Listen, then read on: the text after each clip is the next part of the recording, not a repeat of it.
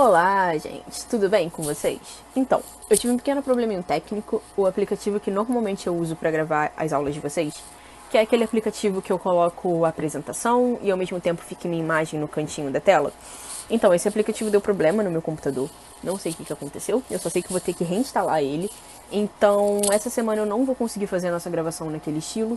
Então, essa semana as aulas vão ter só a apresentação. Não vai ter aquela janelinha no canto onde eu apareço falando.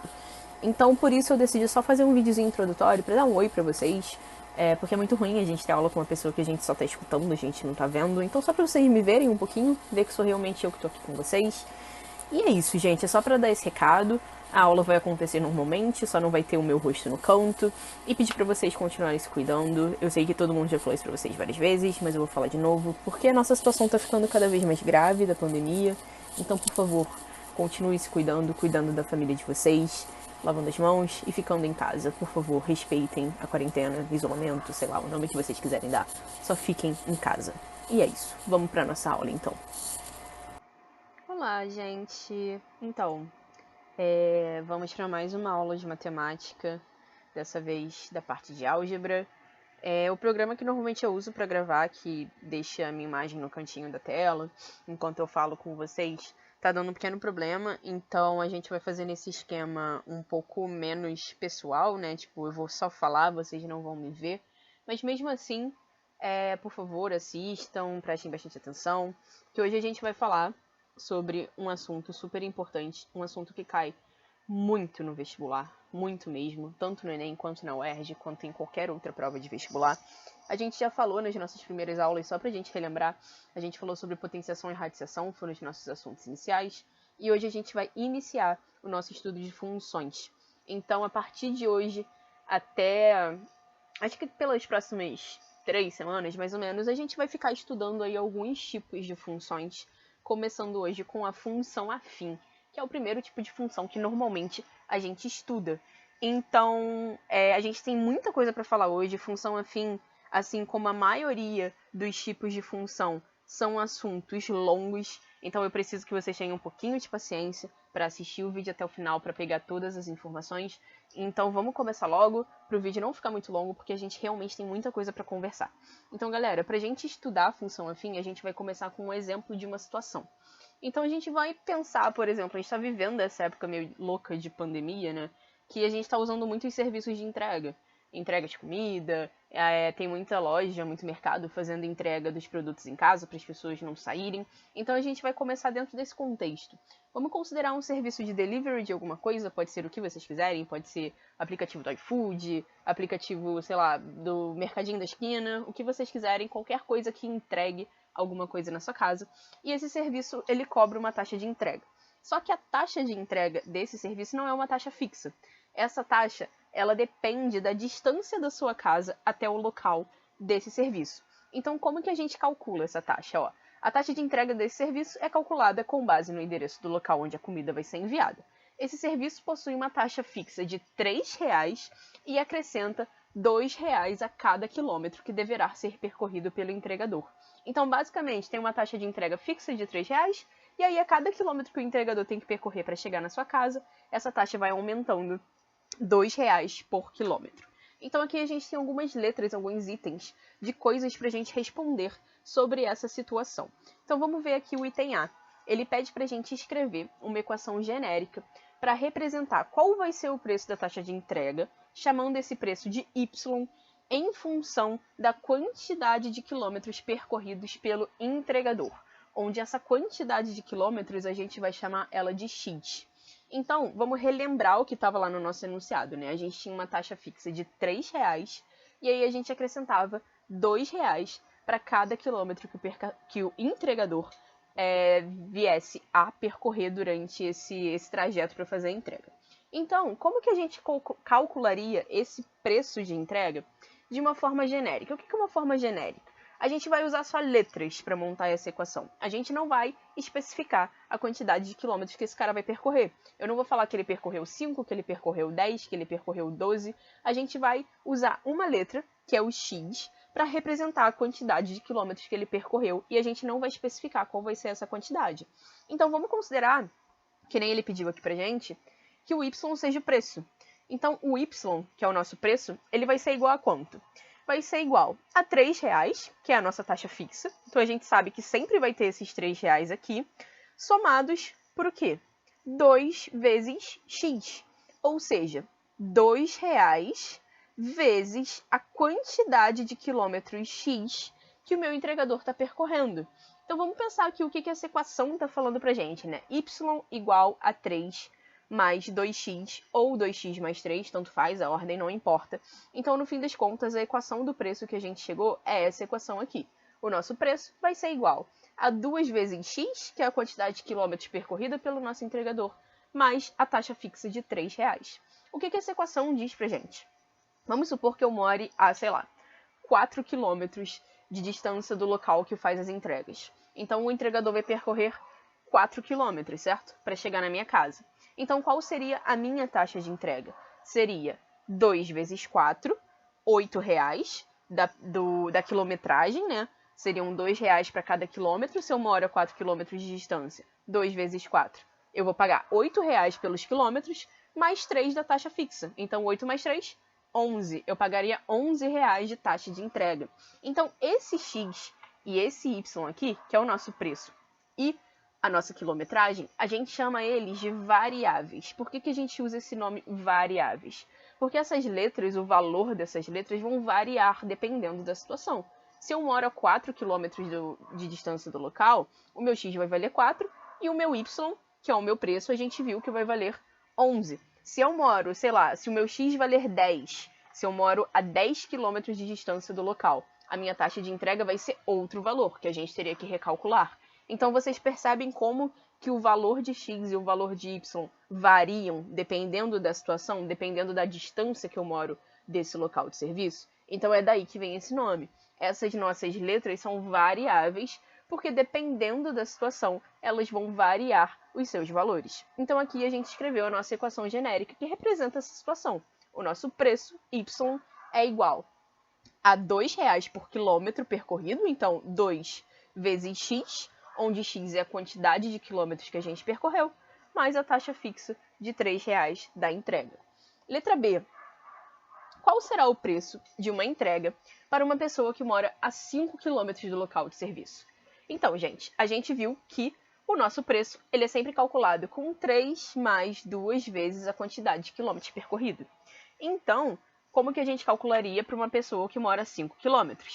3 mais 2 vezes 5. Lembrando que x é a nossa quantidade de quilômetros percorrido, então o x aqui vai valer 5, porque essa pessoa mora a 5 km de distância do local.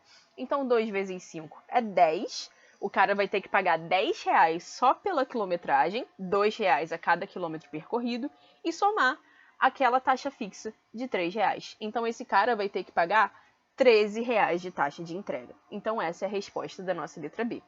E a letra C?